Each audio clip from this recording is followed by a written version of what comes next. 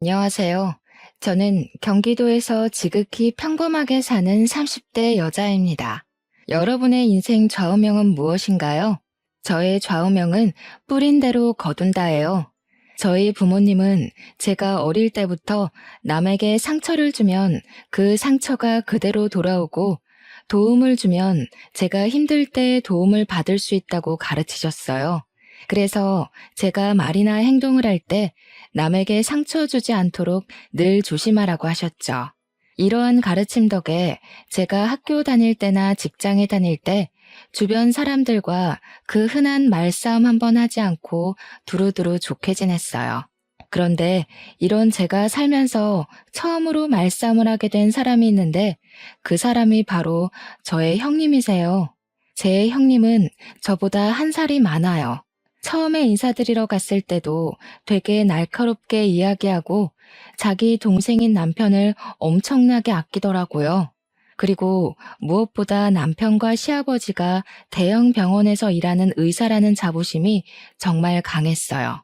사실 우리 집은 그냥 노후 걱정만 안 해도 되는 지극히 평범한 집안이거든요. 형님은 우리 집 사정을 듣고 평범한 평민이 의사 남편과 시댁 만나서 팔자를 고치려 한다며 처음 만날 때부터 저를 그다지 곱게 보지 않더라고요. 그래도 제가 형님이랑 사는 것도 아니니 그냥 참고 넘겼죠. 인사하고 집에 오는 길에 남편에게 형님은 어떤 사람인지 물어봤어요. 형님이 어렸을 때 아버지는 병원에서 야간 근무하시고 오셔서 주무시고 어머니가 형님을 돌보는데 끓는 물을 놓치는 바람에 형님의 몸과 얼굴에 화상을 입었어요. 그래서 바로 수술을 해야 하는 상황이었는데 그때는 화장 수술비가 너무 비싸 제대로 수술을 시켜주시지 못했대요. 그 결과 흉이 매우 심해졌고 어른이 된 지금도 그 흉터가 몸에 남아 있어요. 그나마 다행인 건 흉터가 턱과 목 쪽에 있어서 머리카락으로 가리고 다니면 잘 안 보이긴 해요. 하지만 형님은 혹시 다른 사람이 보고 본인에게 좋지 않은 소리를 할까봐 일부러 세게 보이려고 막말을 하는 경향도 있고 자격지심도 많이 있다고 해요. 게다가 시부모님은 형님의 흉터를 보면 마음이 너무 아파서 미안한 마음에 형님이 제멋대로 행동을 하고 다녀도 그냥 오냐오냐 하고 키우셨대요. 이러한 이유로 형님은 예민하고 까탈스럽고 자기 멋대로인 성격을 갖게 되었죠. 그래도 말은 조리 있게 잘해서 용케 회사에 들어는 가는데 성격 문제로 오래 다니지 못하고 매번 금방 관뒀다고 하더라고요. 이러한 남편의 이야기를 들으니 솔직히 형님이랑 좋은 사이로 유지하기 쉽지 않겠다고 생각했지만 그래도 남편을 사랑하고 형님을 본다면 얼마나 보겠어 라는 생각에 크게 문제가 될 것은 아니라고 생각했어요. 결혼하고 신혼여행을 다녀와서 시댁에 인사를 드리러 가니 친척들이 다 집에 계시더라고요. 저는 한복을 차려입고 시부모님께 큰절하고 앉았어요. 그랬더니 형님이 제게 신혼여행 가서 시부모님과 자신에게 전화를 매일 하지 않았다고 구박을 하더라고요. 친척들이 다 계신 데서 형님이 뭐라고 하시니 기분이 좀 상했지만 그래도 결혼한 지 얼마 되지 않아 아직은 많이 눈치가 보일 시기기에 그냥 앞으로는 전화 자주 드리겠다고 말했어요. 시어머니는 여행 다녀와서 힘들 테니 편한 옷으로 갈아입고 저녁을 먹자고 하셨어요. 제가 알겠다고 하고 옷을 갈아입으려고 가려는데 형님은 바로 저녁 식사 준비를 하라고 하더라고요. 신혼여행 후에는 시댁에서 친척들과 지인들에게 며느리가 직접 밥을 차려야 한다면서요. 그러면서 선심을 쓰듯이 반찬과 국은 있으니 그냥 상만 차려오라고 하더라고요. 그래서 저는 한복을 입고 15인분의 밥상을 차렸네요. 밥을 다 차리고 저도 밥을 먹으려고 앉았는데 이번에는 형님이 물을 가져와라. 국이 다 식어서 다시 데워야겠다. 여기 반찬이 다 떨어졌으니 가져오라고 하면서 제가 앉아있을 시간을 전혀 주시지 않더라고요. 그 덕에 저는 밥을 하나도 먹지 못하고 음식만 열심히 날랐네요. 시부모님은 그런 형님에게 신우짓 하지 말라고 하셨지만 형님은 친척들도 다 계신 자리에서 시부모님께 날카롭게 한마디 하더라고요. 그래도 우리 집이 일반 집도 아니고 엄연히 의사가 둘이나 나온 집안인데 별 볼 일 없는 일반 평민 주제에 이 정도는 해야지. 안 그래요, 다들? 어떻게 감히 여기에 껴서 밥을 처먹으려고 그래? 형님은 친척들 앞에서 저를 완전히 무시하더라고요. 시아버지가 뭐라고 하시긴 하셨지만 형님이 워낙에 막무가내이기도 하고 친척들이 계셔서 크게는 혼내지 못하셨어요. 형님은 친척분들이 식사를 다 하시고 나니 저에게 당연한 듯이 설거지를 시키더라고요. 저는 아무 도움 없이 혼자 설거지까지 마무리 지었어요. 부엌을 정리하고 부엌에서 나오니 이번에는 과일과 차를 내오지 않고 뭐 하냐고 하시더라고요. 다시 저는 부엌에 들어가 과일과 따뜻한 차를 한 상 내왔어요. 형님은 과일을 먹다가 제게 옆에 앉아보라고 하더라고요. 그리고 우리 집 며느리들이 지켜야 할 규칙이 있다며 일러주더라고요. 일단 매일 시부모님께 안부 전화해야 돼. 그리고 매달 첫 토요일에는 무조건 우리 집에 와서 다 같이 점심 저녁을 먹어야 해. 또 제사와 차례는 하늘이 두 쪽이 나도 반드시 참석해야 한다. 원래 우리 엄마가 이런 거 알려줘야 하는데 엄마가 워낙에 착하셔서 이런 얘기 못하고 도리어 며느리 시집살이 사실까봐 내가 대신 얘기하는 거야. 알겠니? 형님의 어이없는 요구에 황당하긴 했지만 그래도 시댁에 온 첫날이기도 하고 친척들도 계셔서 괜히 분란을 만들기 싫어서 일단은 알겠다고 했네요. 그리고 다음 날부터 형님의 본격적인 시집살이가 시작되었어요. 형님은 매일 아침 제게 전화해서는 시부모님께 안부 전화를 하라고 하시더라고요. 그러고는 저녁 때 또 전화해서는 안부 전화를 했는지 안 했는지 확인 전화까지 했어요. 제가 안 했다고 하는 날에는 며느리가 돼서 시부모님께 연락도 안 드리냐며 잔소리를 해대더라고요. 결혼 후 처음으로 맞이하는 첫째 주 토요일. 형님은 무조건 시댁에서 밥을 먹으라고 했지만 결혼하고 친구들에게 인사하고 밥을 사준다고 가지 못했어요.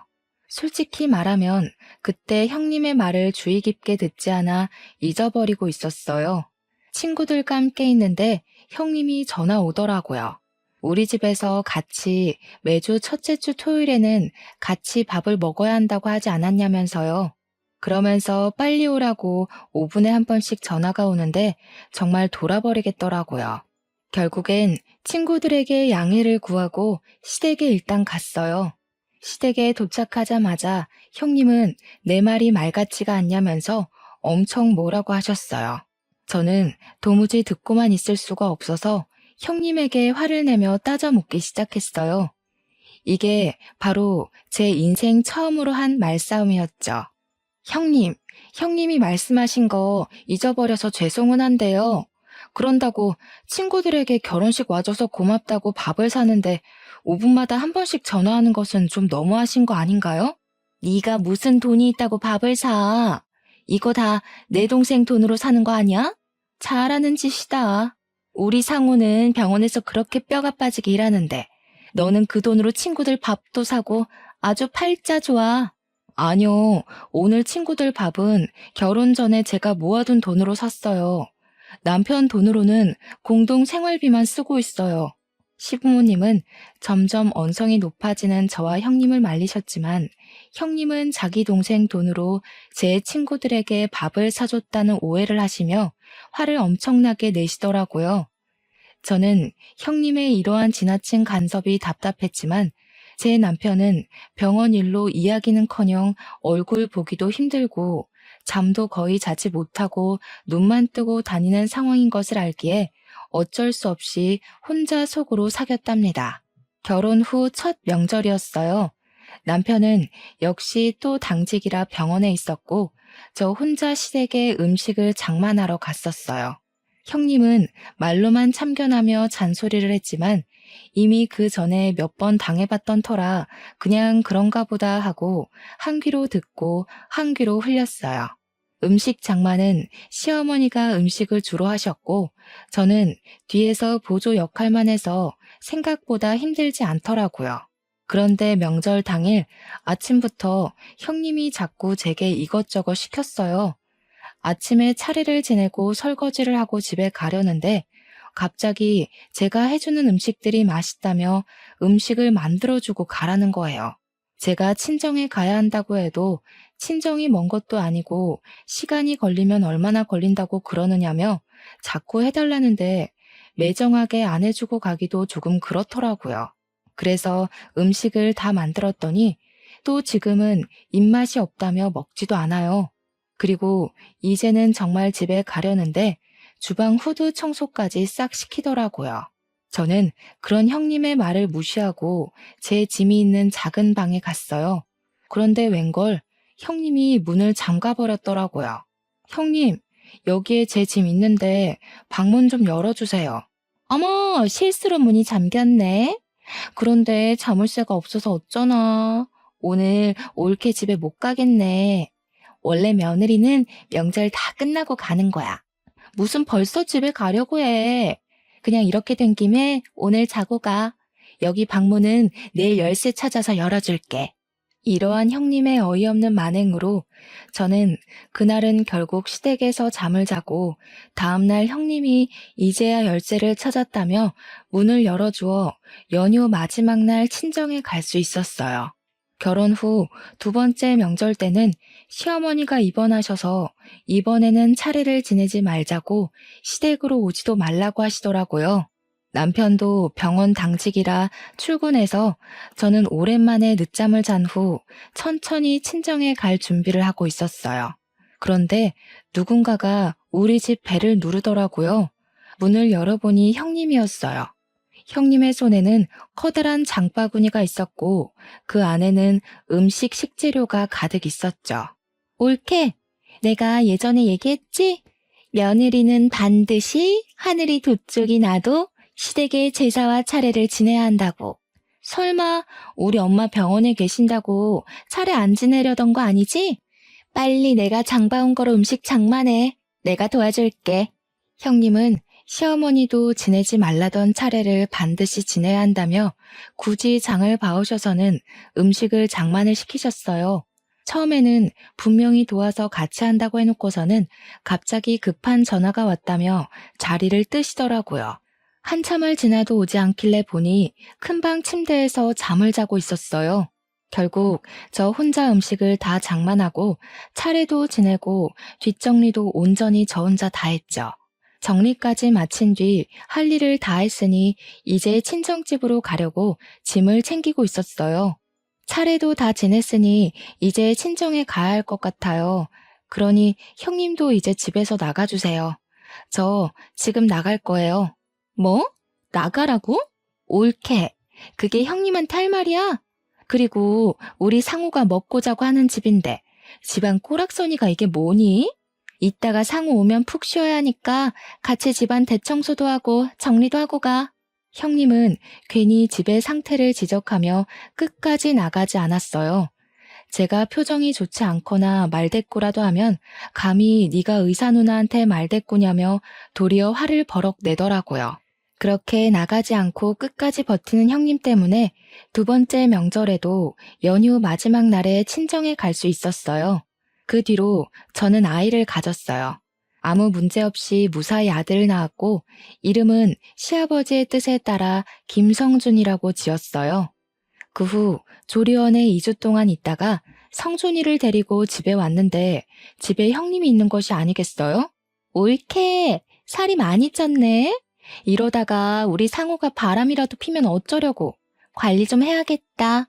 아기를 이제 막 낳고 온 사람에게 몸은 괜찮냐고 말하지는 못할 망정 살이 많이 쪘다느니 관리 좀 하라는 게 말이나 되나요? 저는 참지 않고 바로 형님에게 따졌어요. 아기 낳고 왔으니까 그러죠. 아, 형님은 아직 결혼을 안 해서 애를 안 낳아봤으니 모르시나 봐요. 감히 하늘 같은 형님한테 무슨 말대꾸야? 네가 우리 집 장손 낳았다고 이제 눈에 뵈는 게 없어? 나한테 예의 좀 지켜. 알았어? 본인이 예의 없는 소리를 해놓고 도리어 저한테 화를 내는 형님한테 한 소리를 더 하고 싶었지만 하필 그때 성준이가 울어서 어쩔 수 없이 그 정도만 할 수밖에 없었네요. 저는 우는 성준이를 데리고 큰 방으로 갔어요. 방에서 성준이를 달래고 모유를 먹이니 금세 잠이 들더라고요. 조심히 침대에 눕히고 큰 방 문을 닫고 나왔는데 형님이 우리 장손 자냐며 굳이 문을 다시 열더라고요. 그러고는 자꾸 볼을 만지고 손발을 만지작거렸어요. 저는 형님한테 그러다가 성준이가 깨면 오니까 어서 나오라고 했어요. 그래도 끝까지 버티고 계시더니 기어이 성준이를 깨웠어요. 결국 저는 잠시도 쉬지 못하고 다시 성준이를 안았죠. 그뿐만이 아니라 냉장고를 뒤져서 음식을 막 꺼내서 먹고 그러다가 접시를 깨고 바닥에 유리 조각이 있는데도 어떻게 치워야 하는지 모르겠다며 저에게 알아서 치우라고 하더라고요. 그날 저는 우는 성준이도 돌보고 형님이 깨트린 접시도 치우고 형님이 흘린 음식도 닦으며 정말 정신이 하나도 없이 보냈네요. 형님은 그날 이후 하루가 멀다고 저에게 영상통화를 하셨어요. 심할 때는 하루에 3번도 전화를 하셨죠. 한 번 전화를 시작하면 최소 30분은 통화했어요. 그럼 저는 아무것도 하지 못하고 30분 동안 벌서듯이 핸드폰을 들고 있어야 했어요.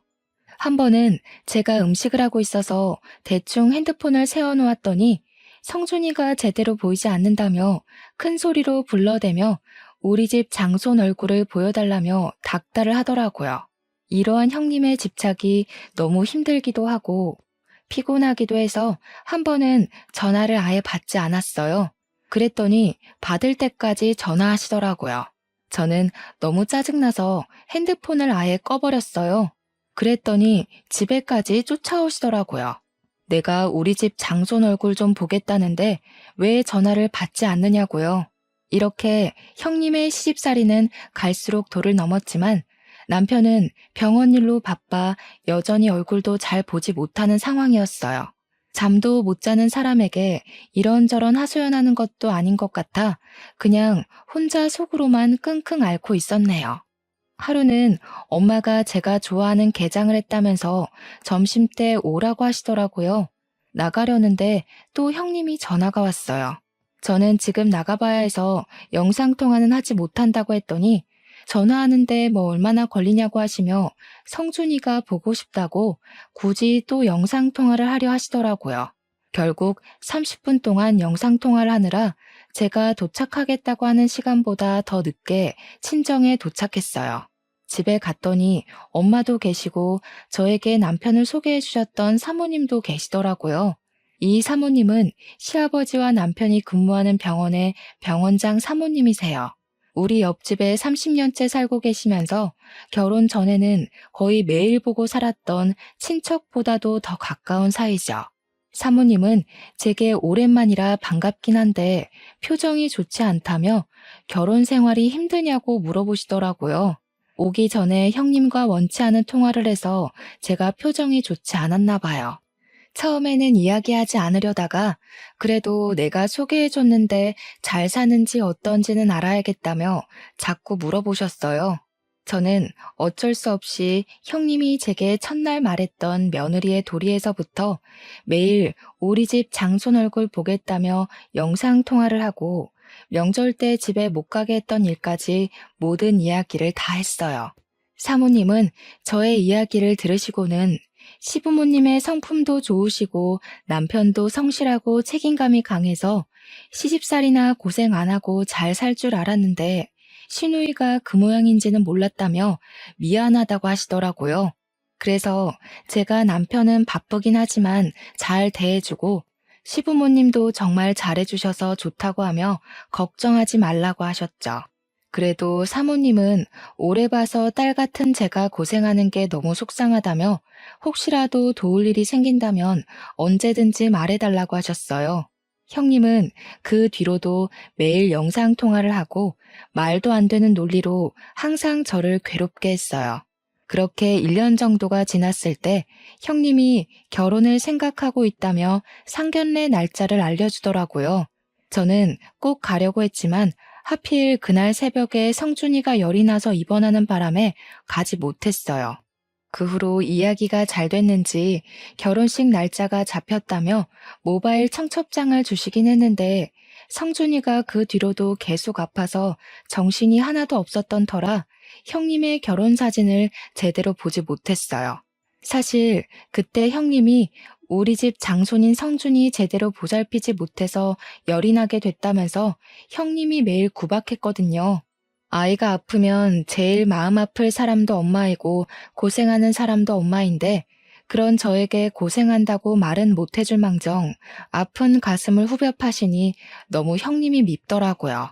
그래서 형님의 얼굴이 나온 결혼 사진조차도 보기 싫어서 청첩장의 날짜만 확인하고 말았었네요. 그런데 남편을 소개해 주셨던 병원장 사모님의 아들도 결혼한다고 하더라고요. 그것도 형님 결혼 날짜와 같은 날, 같은 시간에요.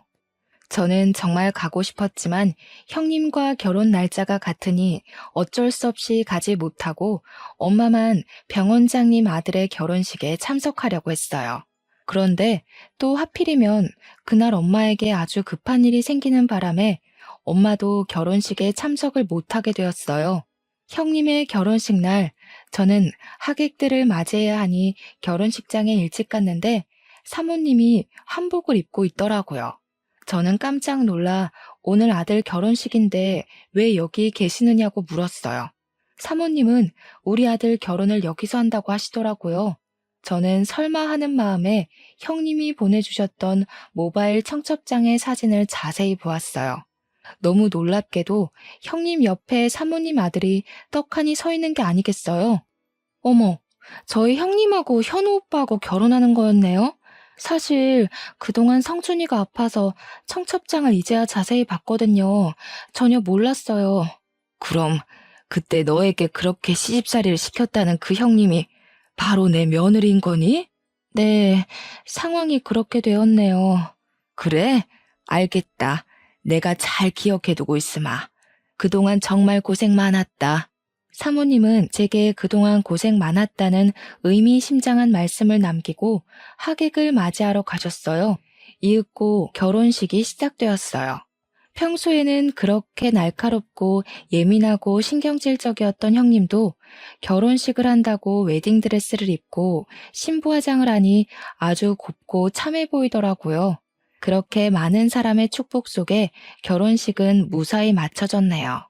일주일 뒤 친정엄마가 별일 없으면 저녁 먹으러 오라고 부르셔서 집에 갔어요. 친정에 도착하니 엄마가 나갈 준비를 하시며 오늘이 형님 신혼여행 마치고 시댁으로 인사 오는 날인데 저한테 같이 가자고 하시는 거예요. 저는 보기 싫은 형님이 인사하는데 왜 굳이 내가 그 자리에 가느냐고 했죠. 그랬더니 사모님이 저한테 꼭 같이 오라고 했다며 사모님 집에서 저녁을 먹자는 거예요.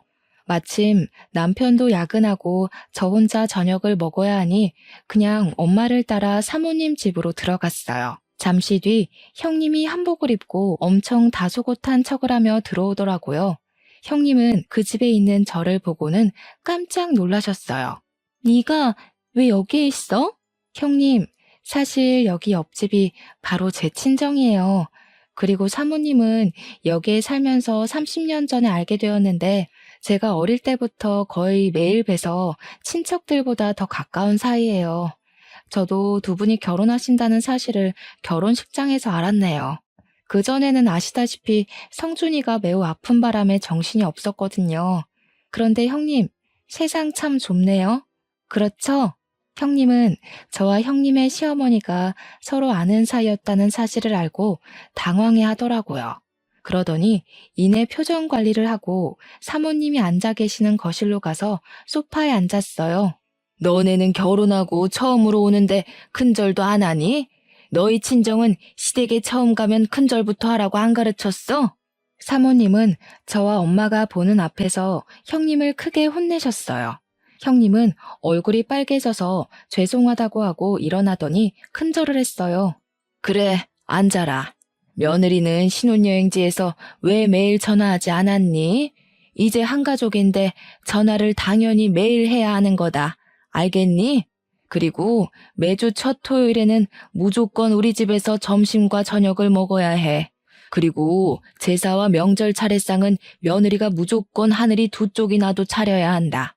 이게 우리 집 며느리의 도리란다. 알겠니? 형님은 자신이 제게 했던 말을 사모님이 그대로 하고 있으시니 뭔가 이상했는지 고개를 갸우뚱하며 대답하지 않더라고요. 그랬더니 사모님이 대답을 왜 안 하냐고 시어미 말이 우습냐고 하셨어요. 조곤조곤히 말씀하시지만 어찌나 카리스마가 넘치시던지 저와 엄마도 그 자리에서 움찔했네요. 형님이 알겠다고 답을 하니 이제는 부엌에 가서 밥을 차리라고 시키시더라고요. 어머니, 저 지금 여행 마치고 왔는데 이 불편한 옷을 입고 밥을 차려요? 원래 신혼여행 후에는 시댁에서 친척들과 지인들에게 며느리가 직접 밥을 차려야 한다는 거 모르니? 며느리가 됐으면 당연히 해야지. 손님들 배고프시니 잔말 말고 빨리 가서 밥 차려. 형님은 제가 처음에 시댁에서 했던 것처럼 한복을 입고 부엌으로 가서 한상을 차렸네요. 밥을 다 차리고 사모님과 엄마, 그리고 형님의 남편이 된 현우 오빠와 제가 자리를 잡고 앉았어요. 형님도 자리를 잡고 앉으려고 했어요. 너는 지금 말고 이따가 먹고 여기 옆에 서 있으렴. 명색이 병원장 사모의 손님들이 오셔서 식사하시는데 어디 이 자리에 앉아서 밥을 먹으려고 하니? 버리장머리 없기는. 아휴. 형님은 얼굴이 시뻘개져서는 앉으려다 말고 일어나서 사모님이 지정해 주시는 곳에 서 있었어요. 저는 맛있게 밥을 먹고 있는데 옆에서 자꾸 뭔가 따가운 시선이 느껴져서 보니 형님이 저를 매섭게 째려보고 있었더라고요. 저는 그런 형님의 얼굴을 보다가 사례가 들렸어요. 미진아, 괜찮니? 편하게 천천히 먹으렴. 얘 며느리야. 밥 먹을 때 옆에 세워두는 건 장승처럼 서 있으란 뜻이 아니라 그때그때 필요한 것들을 눈치껏 알아서 가져오라는 거다. 미진이 사례가 들렸으니 빨리 물 가져와. 사모님의 말씀에 형님은 냉장고에 물통을 꺼내 제 앞에 물통을 그대로 내려놓더라고요. 사모님은 그런 형님을 보며 깊은 한숨을 쉬셨어요. 지금 이게 뭐 하는 짓이니?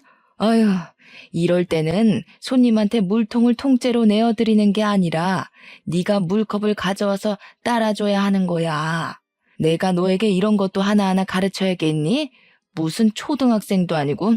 형님은 사모님께 또 한 소리를 듣고는 아주 짜증난다는 표정으로 컵을 챙겨와서 물을 따라줬어요. 그런 형님의 표정을 보고 있자니 고소하기도 하면서 뭔가 형님을 더 놀리고 싶은 생각이 들더라고요. 그래서 일부러 제 국이 식어서 그런데 국을 다시 따뜻하게 데워달라고 했어요. 형님은 아주 못마땅한 표정을 지으며 못 들은 척 하더라고요. 예, 못 들었니? 내 손님 미진이가 국을 데워달라잖아. 어서 따뜻한 국으로 가져다 주렴. 명색이 병원장 사모의 손님인데 당연히 이 정도 대접은 받아야지 않겠니? 결국 형님이 죽을 상으로 다시 국을 끓여서 가져오는데 얼마나 화가 났는지 형님의 손이 부들부들 떨리더라고요. 평소 같았으면 이미 다 뒤집어 엎었을 사람인데 평소에 그리 무시했던 제 앞에서 이렇게 당하고 있으니 아마 미치고 팔짝 뛸 노릇이겠죠. 저는 아주 고소하게 생각하며 음식을 맛있게 먹었답니다. 저녁을 다 먹고 나서도 사모님은 당연히 설거지는 며느리의 몫이라며 형님에게 설거지를 시키셨어요. 저는 사모님과 함께 거실에 앉아 차와 과일을 마시며 담소를 나눴어요. 설거지를 마친 형님이 부엌에서 나오자 사모님은 거실 소파에 잠깐 앉아보라고 하시더라고요. 그러더니 내 아들 현우에 비해서 조건들이 훨씬 부족하지만 아버지가 워낙 병원에서 인품이 좋으셔서 어쩔 수 없이 결혼 승낙을 했다며 우리로서는 정말 많이 손해보고 하는 결혼이니 평생 갚으면서 시부모 얼굴에 먹칠하지 말고 살라고 하시더라고요. 그 이야기를 듣는데 형님은 울상이 되고 저는 너무 속이 다 시원해서 자꾸 웃음이 나더라고요. 이렇게 형님은 제게 시집살이를 시킨 그대로 사모님께 당하며 시댁에서의 첫날을 보냈네요. 속이 다 후련해져서 집에 왔는데 남편이 퇴근해 있더라고요. 저를 보자마자 하는 이야기가 누나한테 울면서 전화가 왔다며 어떻게 누나가 그렇게 당하고 있는데 옆에서 부채질이나 하냐고 뭐라고 하더라고요. 너 생각 안 나? 오늘 형님이 사모님한테 당했던 거 다 형님이 나한테 했던 짓이야. 신혼여행 끝나고 오자마자 친척들 죄다 불러서 밥 차리라고 했잖아. 너는 그날 밥 맛있게 먹었겠지만 나는 잔심부름하느라 밥 한 숟갈도 못 떴어. 그리고 오늘 사모님이 형님한테 며느리의 돌이라면서 했던 이야기 다 형님이 나한테 했던 이야기야. 나는 시댁에서 며느리라는 이유로 그렇게 다 해야 하는데 너네 누나는 그렇게 하면 안 되니? 누나도 그 집 며느리인데 남편은 제 이야기를 듣고 잠시 생각하더니 아무 말도 하지 못하더라고요. 그러더니 남편이 네가 속상한 것은 알겠지만 그래도 누나네 시어머니랑 친하다고 하니 조금 살살해달라고 부탁 좀 드려보라고 하더라고요. 저는 그런 남편의 부탁에 솔직히 그동안 내가 당한 게 얼만데 그렇게 얘기는 못하겠다고 말하며 거절했어요. 잠시 뒤 이번에는 형님이 전화가 왔더라고요. 보나마나 좋지 않은 소리 할 것 같아서 전화를 받자마자 녹음을 했어요. 야, 너 어떻게 나한테 이렇게 엿을 먹일 수가 있어? 네가 시어머니한테 다 얘기한 거지? 그래서 시어머니가 너 대신에 복수한 거고. 형님이 시댁에 대한 도리라면서 며느리는 이렇게 살아야 한다고 했잖아요. 형님도 이제 결혼을 하고 한 집안의 며느리가 되었으니 당연히 그리하셔야 하는 것 아닌가요? 너 내가 가만히 안 둘 거야. 네가 지금 그 아줌마랑 한편 먹고 나 괴롭히는 거 모를 줄 알고? 아줌마요? 사모님한테 시어머니 아니고 아줌마요? 아무리 그래도 시어머니인데 호칭은 똑바로 부르시죠. 어머, 우리 형님 집안에 장손이 오셔서 저는 장손을 돌보러 가야겠네요. 전화 끊겠습니다. 형님은 역시나 제게 화를 많이 내셨고 저는 녹음된 형님과의 통화 내용을 바로 사모님께 카톡으로 보냈어요. 다음날 집에서 성순이를 돌보는데 엄마에게 전화가 왔어요. 엄마가 사모님 집에 가니 형님이 와 있었더라고요. 그런데 보니까 형님이 아주 눈물이 쏙 빠지게 혼나고 있던데 무슨 일 있었냐고 하시더라고요. 그래서 제가 어제 있었던 일을 이야기하며 아마도 그래서 혼난 것 같다고 했어요. 엄마는 그렇게 시집살이를 시키더니 쌤통이라며 저보다도 더 좋아하셨어요. 그리고 형님의 결혼 후 첫 명절날이 왔어요. 원래 병원장님은 평소에도 잘 쉬지 못하니 명절날에는 반드시 가족과 여행을 가세요. 이번에도 여행을 계획하신다길래 저는 당연히 형님도 같이 가겠거니 했어요. 여행을 가는 형님이 부럽기도 하고 한편으로는 사모님이 형님에게 아주 혹독한 시집살이를 시킬 것을 기대했는데 그러지 못하겠다고 생각하니 내심 아쉬웠어요. 저는 시댁에서 형님 없이 아주 편하게 음식을 장만했어요. 음식을 하다 보니 생각보다 재료가 많이 부족해서 시부모님과 남편은 장을 보러 나가고 저와 성준이 둘이 시댁에 있었어요. 그런데 여행을 갔다고 생각했던 형님이 들어오시는 게 아니겠어요? 어떻게 여기 오세요? 원래 명절 때마다 병원장님 여행 가시는 걸로 알고 있는데. 다들 갔지? 나보고도 같이 가겠느냐고 묻더라고. 근데 솔직히 시댁이랑 가면 불편하잖아. 그래서 안 가겠다고 했더니 그럼 나보고 혼자 차례 음식 준비하고 차례 지내라는 거야. 원래 며느리들은 제사나 차례를 하늘이 두 쪽이 나도 지내야 한다고. 그게 말이 돼? 그래서 그냥 네 하고 차례 안 지내고 여기 온 거야. 그래요? 그래도 형님이 그 집 며느리인데 당연히 차례 지내야죠. 가만히 있자. 사모님한테 명절 인사 한번 드려봐야겠네. 잠시만요. 형님은 제가 사모님한테 전화를 걸자 잽싸게 말렸지만 이미 사모님이 전화를 받으신 상태였어요. 저는 일부러 스피커폰으로 바꾸어 사모님과 통화를 했어요. 사모님, 여행을 잘 가셨죠? 사실 지금 저희 시댁에 형님이 있는데 어떻게 할까요? 난 분명히 우리 집에서 차례 지내라고 했는데 걔가 왜 거기 있니? 바꿔보렴. 저는 스피커폰으로 형님에게 제 핸드폰을 건넸어요. 형님이 떨리는 목소리로 말을 하자 사모님이 노발대발 하시더라고요. 내가 우리 집에서 차례 음식 차리고 혼자 차례상 차려서 지내라고 했는데 왜 말을 안 듣니? 첫 명절인데 시부모 말이 말 같지가 않아? 당장 얼른 가라. 가서 상 차리고 영상통화해라. 알겠니? 형님은 알겠다고 대답하고 전화를 끊고 저한테 왜 전화를 걸어서 이렇게 귀찮게 만드냐고 뭐라고 하더라고요. 그때 장을 보러 가신 시부모님과 남편이 도착했어요. 너는 첫 명절인데 시댁에 안 있고 왜 여기 있니? 다들 여행 갔는데 나 혼자 시댁에 남아서 차례를 지내라 하잖아. 말이 돼? 그래서 여기로 왔는데 세상에 전현이 시어머니가 자기 아는 사모님이라고 전화 걸어서 나 욕먹게 했어. 당연한 거 아니니? 네가 며느리한테도 그렇게 알려주지 않았니? 당장 너희 시댁에 가서 차례상 차려라. 어떻게 너는 내 얼굴에 이렇게 먹칠을 해? 아빠, 어떻게 나한테 그래? 지금 시아버지 시어머니가 날 얼마나 괴롭히시는지 알아? 나 정말 너무 힘들어서 이혼하고 싶다고. 병원장님 내외분 경우가 없으신 분 아니시다.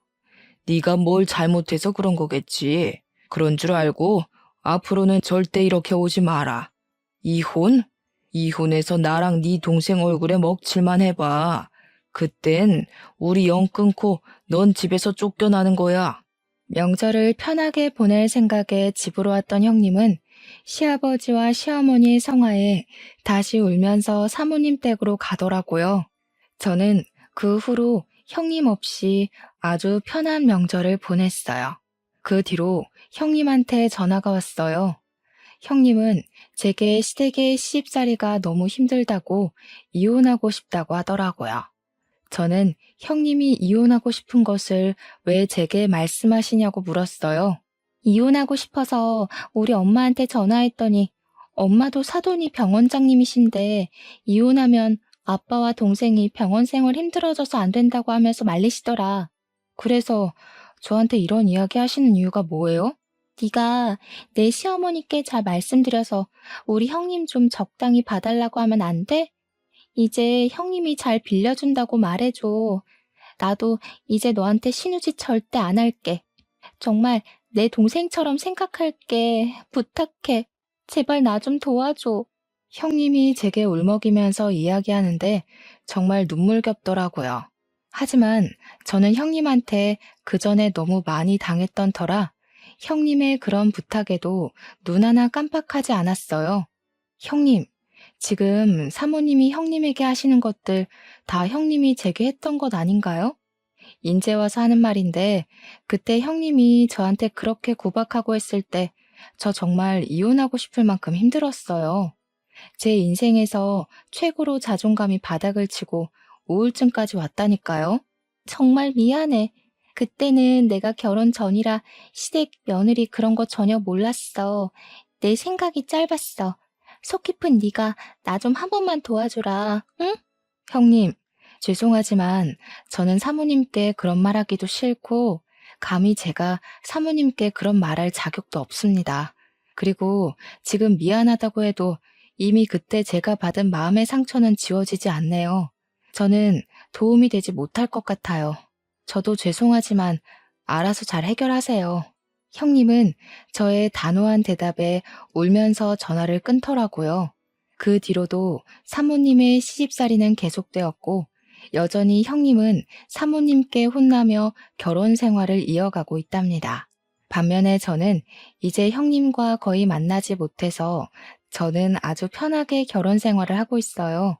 어느 날은 남편이 자기 누나가 그렇게 못되게 구는지 몰랐다면서 병원 일에 치여 사느라 제대로 챙겨주지 못해서 미안하다고 진심으로 사과하더라고요.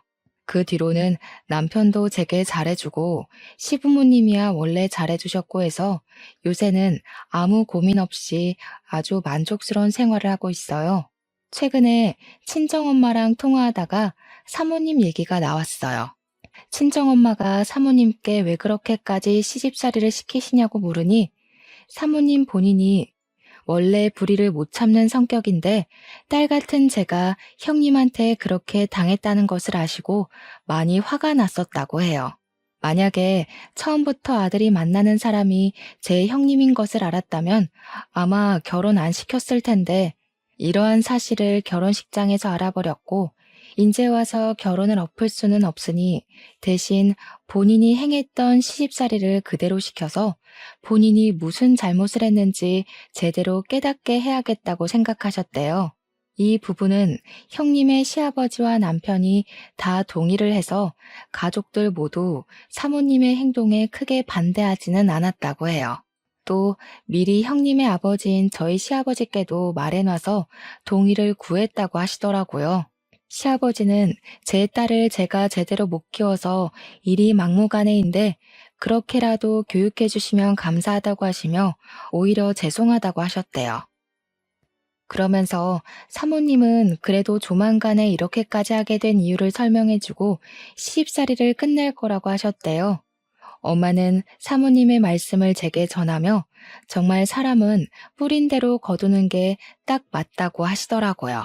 형님이 너에게 그렇게 시집살이를 시키더니 결국엔 그거 그대로 형님이 다 받게 됐다면서요. 그러면서도 제게 항상 말해왔듯이 남에게 피해주며 살지 말고 특히 시댁에서는 말과 행동을 조심하라고 신신당부를 하시더라고요.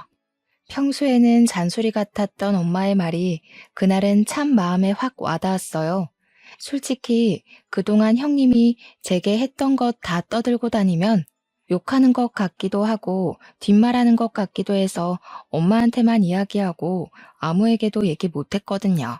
하지만 제가 이렇게 많은 사람이 듣는 이곳에 사연을 남기게 된 이유는 이제 형님의 시집살이가 어느 정도 끝이 나는 것 같기도 하고 무엇보다 우리 아들 성준이가 커서 장가를 가고 내가 누군가의 시어머니가 되면 절대 며느리에게 시집살이 시키지 말고 딸처럼 생각해줘야겠다 다짐하는 의미에서 이렇게 사연을 남겨요.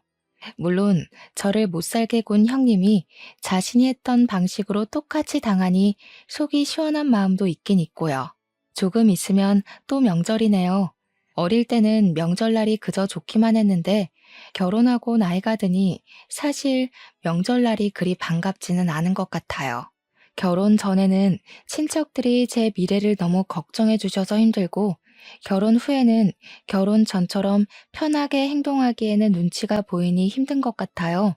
분명히 오랜만에 친척들을 만나서 반가워야 할 명절인데 요새는 여러 가지 상황에 의해 그러지 못하니 명절의 참된 의미가 많이 퇴색된 것 같아서 뭔가 씁쓸하기도 하고 그러네요.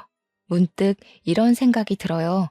집안에서 누군가의 시누이가 되시는 분들은 시댁이 어렵고 불편할 며느리들을 배려해주고 누군가의 며느리가 되시는 분들은 혹시라도 부당한 대우를 받는다고 느꼈을 때 참고 참다가 나중에 폭발해서 더 큰 상황을 만들지 말고 바로 이야기해서 같이 문제를 해결해 나가면 조금 편해지지 않을까 하는 생각이에요. 물론 말처럼 그리 쉽게 이루어지지는 않겠지만 그래도 이번 명절만큼은 시누이, 며느리 모두 다 행복해지기를 기원하며 사연을 마칩니다. 들어주셔서 감사해요.